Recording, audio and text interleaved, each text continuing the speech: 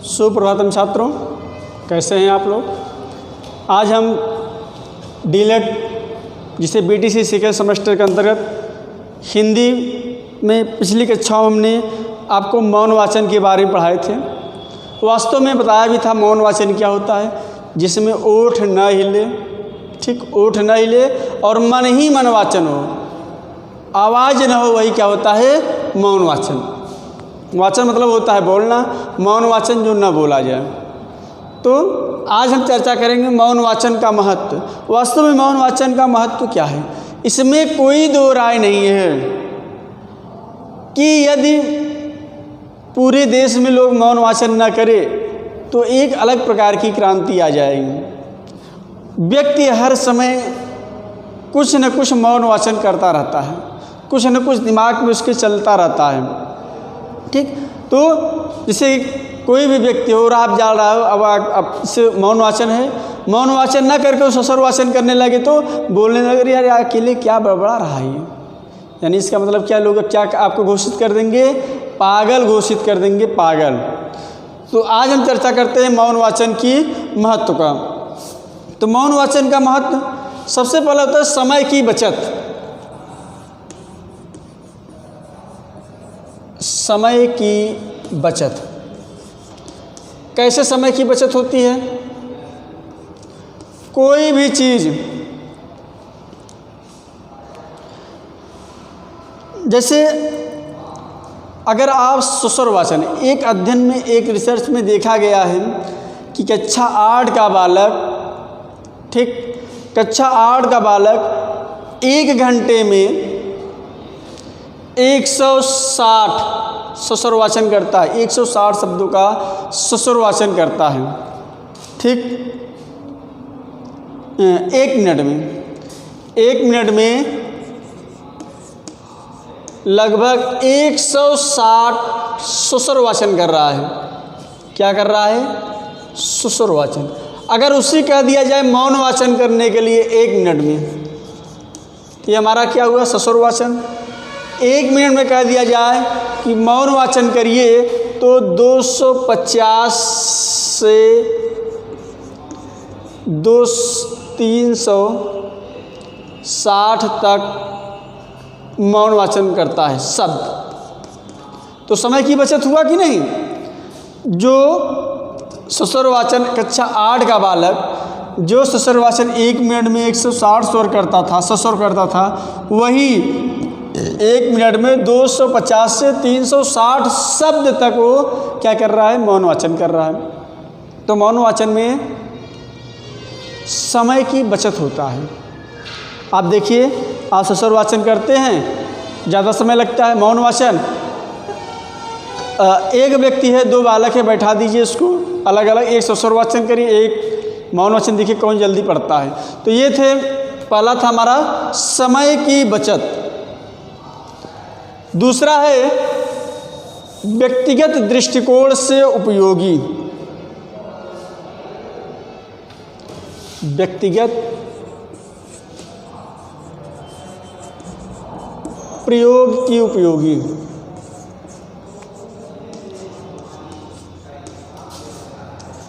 ये क्या है, व्यक्तिगत प्रयोग उपयोगी। अक्सर आप लोग देखते हैं कि मौन पठन केवल तीव्र गति की दृष्टि से ससुर वाचन की अपेक्षा अधिक उपयोगी नहीं होती, बल्कि इसलिए भी है कि यह व्यक्तिगत आत्मशिक्षण का रूप ले लेता है, जिससे प्रत्येक बालक अपनी रुचि एवं बाहर किए गए मौन पठन की सराहना करनी चाहिए। इसलिए प्रोत्साहन करना चाहिए कि मौन पठन केवल कक्षा तक सीमित नहीं रखना चाहिए। मंद और शिथिल छात्रों के कारण पठन पर अनेक प्रतिबंध हो जाते हैं। तो देखते हैं कि मौन वाचन जो होता है, कभी अधिक तीव्र होता है, तो कभी तीव्र गति से करते हैं, तो कभी मंद गति से करते हैं। तो ये व्यक्तिगत प्रयोग आपके ऊपर डिपेंड करता है कि आप मौन वाचन तेज़ी से करते हैं कि, जैसे अगर आपकी व्यक्तिगत प्रयोग की दृष्टि से क्या है, अगर आप कोई चीज़ कंपटीशन के हिसाब से तैयारी करते हैं तो देखिए, अगर मौन वाचन करते हैं तो बहुत ही मंद गति से पढ़ते हैं, समझ के पढ़ते हैं, भाव के अनुसार पढ़ते हैं। और वही चीज़ अगर आप कहीं रास्ते में जा रहे हैं और पत्रिका वगैरह पढ़ रहे हैं तो आपके पढ़ने की गति तीव्र होती है। क्यों? क्योंकि आपके मस्तिष्क में रखना, आप खाली एक जानकारी के लिए पढ़ रहे हैं, बस टाइम पास के लिए पढ़ रहे हैं बस, तो ये होता है मौन वाचन व्यक्तिगत की प्रयोग की उपयोगी, कि आपके लिए कैसा उपयोग है तो उसी हिसाब से मंदगत एवं तीव्रगत से पढ़ते हैं।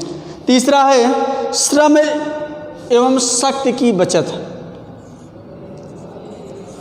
श्रम एवं शक्ति की बचत। देखिए, ससुर वाचन करेंगे तो अधिक श्रम की आवश्यकता पड़ेगी और अधिक शक्ति की आवश्यकता पड़ेगी, लेकिन जब आप मौन वाचन करेंगे तो श्रम एवं शक्ति की बचत होती है।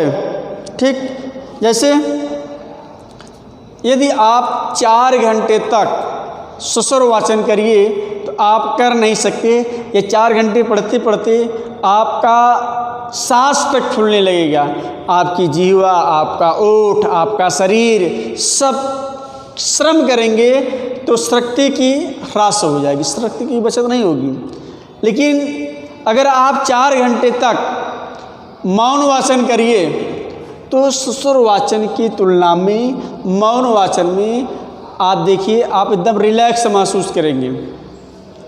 अक्सर आप लोगों को देखा होगा जो कंपटीशन तैयारी करते हैं, मौन वाचन करते करते रात भर पढ़े जाते हैं, लेकिन कोई बच्चा कहते ससुर वाचन करना तो आप 1 घंटे तक ही नहीं पढ़ पाएंगे। क्यों? क्योंकि आपको अधिक श्रम करना पड़ेगा। किसको श्रम करना पड़ेगा? जो आपके उच्चारित करा रहे हैं, जैसे जीभ हुआ, मुंह हुआ, नाक हुआ, ठीक, कंठ हुआ, इन सबको। लेकिन जब आप मौन वाचन करेंगे तब इनको ज़्यादा शक्ति लगाने की आवश्यकता नहीं होती। तो इसके तुलना में ससुर वाचन की तुलना में मौन वाचन में श्रम एवं शक्ति की बचत होती है। ठीक, स्वावलंबन की भावना का विकास। चौथा है स्वावलंबन की भावना का विकास। ये क्या होता है? स्वावलंबन व्यक्ति अपने ऊपर निर्भर करता है। आप जितनी टाइम तक चाहेंगे आप बैठकर अध्ययन कर सकते हैं। किसके अंतर्गत? स्वावलंबन के अंतर्गत। देखा जाए तो मौन वाचन के माध्यम से स्वावलंबन की भावना का विकास होता है। विद्यार्थी जब अपने आप पढ़कर समझने का प्रयास करता है तब उसे अपनी शक्तियों का ज्ञान होता है। उसके मन में स्वाध्याय से अपने ज्ञान का विस्तार करने का विचार आता है और धीरे धीरे वह मौन पाठन उसके ज्ञान में अत्यंत विकास करता जाता है। किसी भी विषय के पठन को अध्ययन कहते हैं। वास्तव में अध्ययन पठन मौन पाठन का ही उच्च स्तर है। अतः मौन पाठन के उचित अभ्यास पर बिना अध्ययन असंभव है। इन्होंने कहा कि जब व्यक्ति स्वाध्याय करता है तो धीरे धीरे स्वाध्याय का आदी हो जाता है और उस पर चिंतन करने लगता है, विचार करने लगता है। वास्तव में अध्ययन करना ही स्व अध्ययन की प्रक्रिया है। स्व अध्ययन की प्रक्रिया ही क्या है? अध्ययन है। आप देखते हैं, ठीक, और जिस चीज़ का कोई अभ्यास न हो, बिना अभ्यास का कोई कार्य आसान हो ही नहीं सकता है। आप जितने ज़्यादा अभ्यास करेंगे उतने ही आपका विकास होगा। तो नेक्स्ट है, अब देखिए, ये तो थे आपके मौन वाचन का महत्व। क्या क्या महत्व होते हैं? समय की बचत होती है, व्यक्तिगत के प्रयोग की उपयोगी होती है, श्रम एवं शक्ति की बचत होती है, स्वावलंबन की भावना का विकास होता है। अब नेक्स्ट है मौन वाचन के प्रकार। महत्व के बाद प्रकार। मौन वाचन के कौन कौन से प्रकार होते हैं? ठीक, वस्तुबोध, गति एवं अवधान की दृष्टि से विद्वानों ने मौन वाचन के 3 प्रकार बताए हैं। ठीक, वस्तुबोध, गतिबोध और अध्ययन के दृष्टि से साहित्य के विद्वानों ने 3 प्रकार के मौन वाचन की चर्चा किया है। पहला है गहन अध्ययन। गहन अध्ययन, ये गहन अध्ययन क्या है? देखिए, यह मौन पाठन का गंभीर रूप है। इसमें विचार प्रधान विषय वस्तु का गंभीरतापूर्वक अध्ययन किया जाता है ताकि तभी सभी तथ्य विचार आदि स्पष्ट हो सके। गंभीर अध्ययन के कारण मौन पठन में पठन की गति की तुलनात्मक रूप से कम जाना स्वाभाविक है। देखिए, कहा गहन अध्ययन, जब आप किसी भी विषय पर गहराई से अध्ययन करते हैं तो उसके हर एक पहलू पर आप विस्तार से वर्णन करते हैं, आप विस्तार से चिंतन करते हैं, वही होता है गहन पठन। जैसे कहते नहीं, मतलब आप खो जाइए, आपको पता ही नहीं चले कि बाहरी वातावरण में क्या हो रहा है, कौन आया कौन गया, किससे कुछ नहीं जाने, कितना समय का नहीं। गहन पठन आप उसे गंभीरता के साथ अध्ययन करिए, यही है गहन पठन। दूसरा है द्रुत पठन। जो लोग कंपटीशन की तैयारी करते हैं, किसी चीज़ की तैयारी करते हैं, वो गहन अध्ययन ही करते हैं। ठीक, जो गहन अध्ययन करते हैं, क्योंकि गहन अध्ययन में एक एक चीज़ की विषय वस्तु का स्पष्टीकरण होता है उसमें। दूसरा है द्रुत पठन।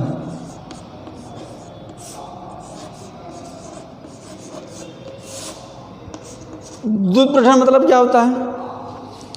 द्रुत पठन से तात्पर्य है जब लोग मनोरंजन की दृष्टि से कोई चीज़ पढ़ते हैं, जैसे साहित्य हुआ, ठीक, उपन्यास हुआ, नाटक हुआ, एकांकी हुआ। जब व्यक्ति टाइम पास के लिए पढ़ता है, मनोरंजन के लिए पढ़ता है, तो द्रुत पठन का कार्य करता है। द्रुत पठन मतलब तेज़ी के साथ पढ़ता है, वो पढ़ते जाता है, हाँ ये चलता है बस। बाकी उसका भाव क्या है, भावार्थ क्या है, शब्द का अर्थ क्या है, उससे कुछ लेना देना नहीं है। तो मनोरंजन के लिए जब साहित्य जैसे कहानी, उपन्यास, ठीक, इसमें देखा जाए तो बुद्धि की अपेक्षा भावना पर अधिक प्रबल बल दिया जाता है। इसमें बुद्धि पर बल दिया जाता है, इस पर भावना का, कि वास्तव में क्या भाव निकल रहा है इसका। ठीक,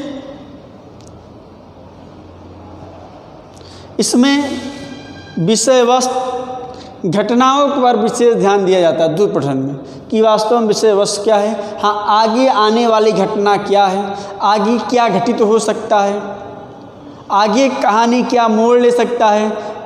जैसे आज के समय है, आज के समय मनोरंजन के कई साधन है, टीवी है, मोबाइल है, ठीक, यूट्यूब है। जब पहले के समय में इन सब चीज़ों का, यानी मल्टीमीडिया से मनोरंजन का कोई संबंध नहीं था, तो तभी लोग मनोरंजन करते थे। पढ़ने के लिए साहित्य पढ़ते थे, नाटक पढ़ते थे, एकांकी पढ़ते थे। तो उसमें ये होता था आगे अब क्या होगा, अगले अंक में क्या होगा, अगले अंक में क्या होगा। तो ये होता है, तो लोग जल्दी जल्दी, हमारे पास इतना टाइम है, इतने समय में हमको इसको कंप्लीट कर देना है, तो इस हिसाब से वो पढ़ते थे। तीसरा है विहंग लोकन, विहंग अवलोकन।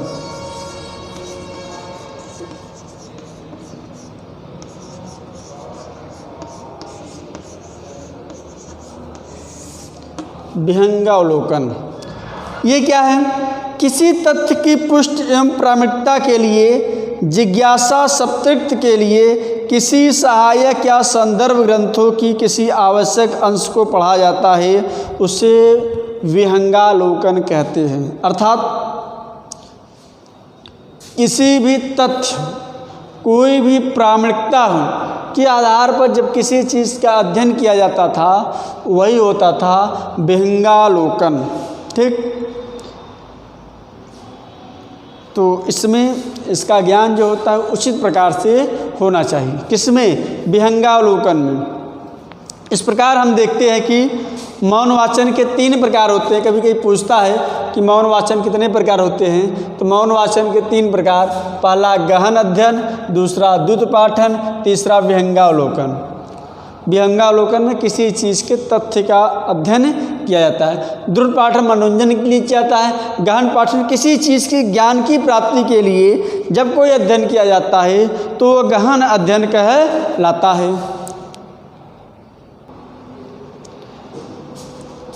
अब आपका नेक्स्ट टॉपिक है वाचन के तत्व, मौन वाचन के तत्व। वास्तव में मौन वाचन के कौन कौन से तत्व हैं जिनके द्वारा मौन वाचन को सफल बनाया जा सकता है?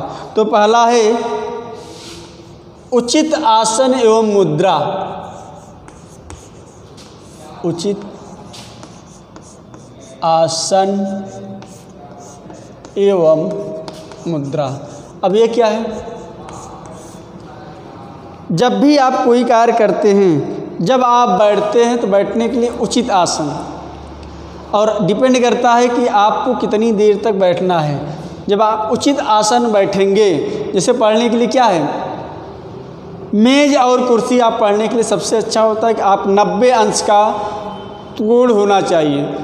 जब आपका 90 अंश का कोण होगा तो विज्ञान कहता भी है कि जब ये 90 अंश होता है cos थीटा बराबर 0, आपको कोई कार्य नहीं करना पड़ता है। आपने साइंस पढ़ा होगा, तो 90 अंश पर रहेंगे तो आपको कोई कार्य नहीं करना पड़ेगा, यानी आपको झुकना नहीं है। और मुद्रा, जैसे आप सुने भी होंगे कि किसी भी चीज़ पढ़ने के लिए दूरी कितनी होनी चाहिए, 25 सेंटीमीटर की दूरी होनी चाहिए। 25 सेंटीमीटर दूरी होने से न तो आपके आँख पर असर पड़ेगा, न तो आपको शरीर पर असर पड़ेगा। हाँ, अगर आप नज़दीक से पढ़ेंगे तो आँख को भी ज़्यादा मेहनत करना पड़ेगा और आपको भी ज़्यादा मेहनत करेगा। आप 50 सेंटीमीटर की दूरी से पढ़ेंगे, न ज़्यादा हो न कम हो। और मुद्रा कैसा हो, 90 अंश की कोण पर आपका मुद्रा होना चाहिए। ठीक।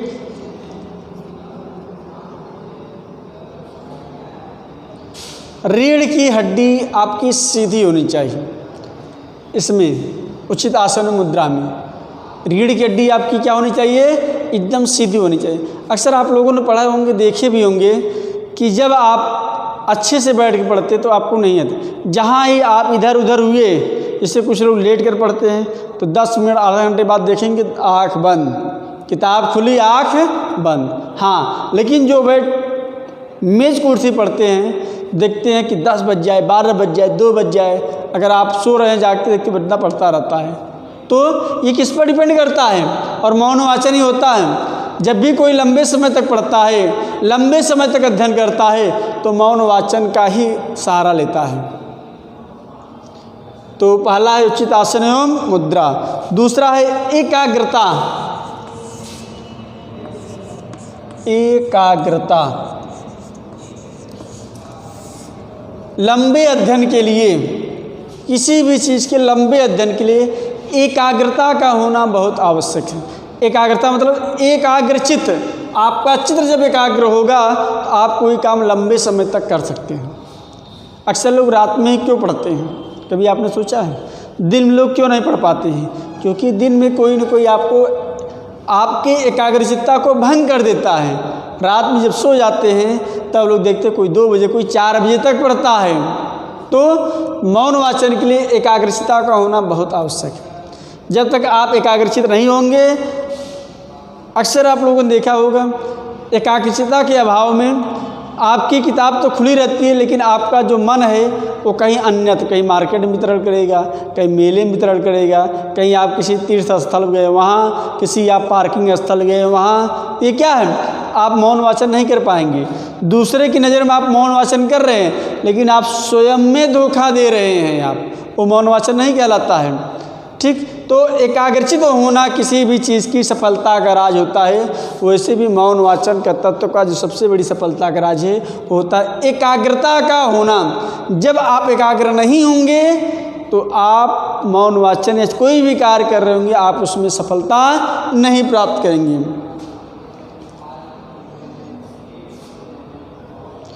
नेक्स्ट है बोधगम्यता।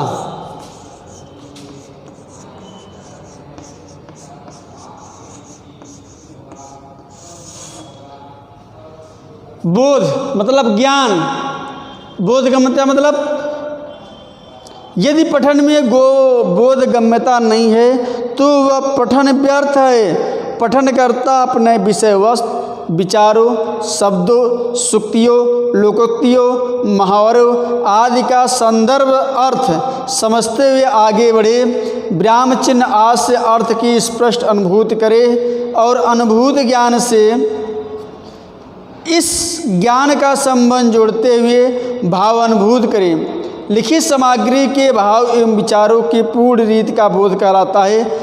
मौन वाचन में बोधगम्यता हो तो वह भी सार्थक होता है। यानी जो मौन वाचन होता है उसमें आप लोकोक्त, मुहावरे, वाक्यांश सबका क्रमबद्धता से अध्ययन हो। नाम ही है बोधगम्यता, जिससे ज्ञान हो। आप ये गसीले गम रे गसीले लेकिन साथ में ही ज्ञान भी हो। तो मौन वाचन में किसी भी चीज़ का ज्ञान, वाक्य जैसे आप कोई चीज़ आप लिख रहे हैं लंबे, तो आप में उसमें विराम चिन्हों का प्रयोग होता है। विराम चिन्ह न हो तो पता ही नहीं कि आपको रुकना कहाँ है, जाना कहाँ है। बिना विराम चिन्ह का वाक्य पूर्ण हो ही नहीं सकता। ठीक, तो ये क्या है हमारा तीसरा था बोधगम्यता। चौथा है धैर्य।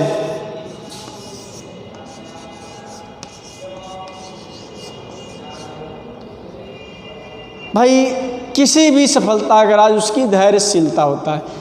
एक बार आप अब सफल होंगे नहीं कि आप नहीं सीख सकती, हाँ आपके अंदर धैर्य होना चाहिए। ठीक,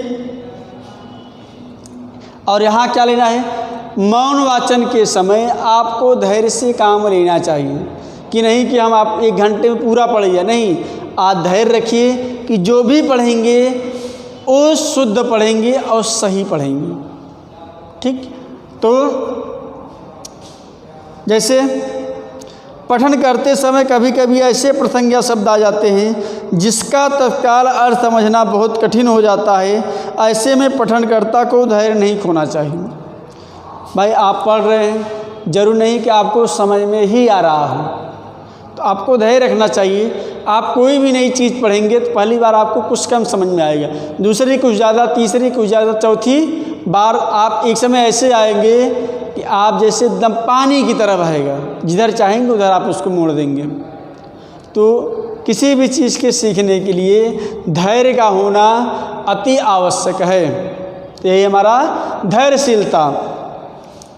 ठीक, तो ये थे हमारे मौन वाचन के तत्व। ये इसके तत्व हैं। पहला है उचित आसन में मुद्रा, कि जिसके द्वारा मौन वाचन को सफल बनाया जा सकता है। अक्सर आप लोगों ने देखा होगा, अब चूँकि आप हिंदी पढ़ रहे हैं तो हिंदी के अध्यापक को मौन वाचन की शिक्षा कैसी देनी चाहिए। प्रारंभिक कक्षाओं में बालकों को एक पठन में अनेक त्रुटियां रहती है। जैसे प्रारंभिक कक्षा की बात कर रहे हैं, आप डीएलएड में हैं, डीएलएड में आपको छोटे बच्चे मिलेंगे। तो इस प्रकार देखते हैं जो छोटे बच्चे होते हैं वो कई प्रकार की त्रुटियाँ, सस्वर वाचन भी कायदे से नहीं कर पाते। जब आप सस्वर वाचन अच्छे से अध्ययन करेंगे तब आप मौन वाचन की तरफ बढ़ेंगे। पहले मौन वाचन ही नहीं होता है, छोटे बच्चे होते हैं, पहले आप क्या कराते हैं, उनको सस्वर वाचन कराते हैं। अगर बच्चा छोटा सा हो और बोले ना, मन ही मन बोले, तब पूरे परिवार को टेंशन हो जाता है कि ये बोल क्यों नहीं रहा है, कहीं इसमें कोई त्रुटि तो नहीं है। अगर वही बड़ा सा बालक बहुत ज़्यादा बोलता है तो लोग कहते हैं कहीं पागल तो नहीं है। दोनों तरीके से दिक्कत है, दोनों तरीके से कठिनाई है। तो छोटा बालक जब सस्वर पाठन करता है तो उसमें कई त्रुटियाँ होती है, कभी तुतलाता है, कभी बोलता है, कभी अकलाता है, लेकिन जाते जाते वो क्या करने लगता है, शुद्ध बोलने लगता है। ठीक, जैसे सही सही अक्षर का ज्ञान, छोटे बालक विराम आदि का प्रयोग, संयुक्ताक्षर एवं अक्षर समूहों को तत्काल मिलाकर शब्द रूप पढ़ लेना, प्रवाह बनाए रखना आदि बातों की जस्ता जब तक बालक नहीं आ पाती तब तक वह मौन पाठन भली प्रकार से नहीं कर पाता है। ठीक, बालक में जब तक बात वही हुई ना कि छोटे बालक में जब तक सुस्वर पाठन, क्रमबद्धता, विराम चिन्हों का प्रयोग वो नहीं सीख पाएंगे तब तक मौन वाचन नहीं कर पाएंगे। तो अब ये अध्यापक के ऊपर डिपेंड करता है कि जो छोटे बालक होते हैं उनको पहले आप सुस्वर वाचन कराइए। पहले इसीलिए कहते बोलिए, जब बालक बोलेगा तुतलाएगा वो, ठीक। 1 और 2 के जो बालक होते हैं, 3 के बालक होते हैं, सुस्वर वाचन ही कराया जाता है। लेकिन कक्षा 4 और 5 से मौन वाचन शुरू हो जाता है। कहाँ से? कक्षा 4 और 5 से। कक्षा 4 और 5 से क्या? मौन वाचन। आप देखते हैं 8, 9, 10 तक पहुँचते बालक पूर्ण रूप से मौन वाचन करने लगता है। सबसे ज़्यादा शोरगुल आप कहाँ देंगे? कक्षा 1 के बालक, 2 के बालक में आ ई उ जोर जोर पढ़ता है, वो A B C D वो सुस्वर वाचन करता है। और जो अध्यापक होते हैं जैसे आ से अनार, आ से आम, वो जोर जोर करवाने पर करते। क्यों? सुस्वर वाचन, ताकि व्यक्ति के बारे में पता चले वो, ठीक। तो इस प्रकार से ये आज था मौन वाचन के बारे में।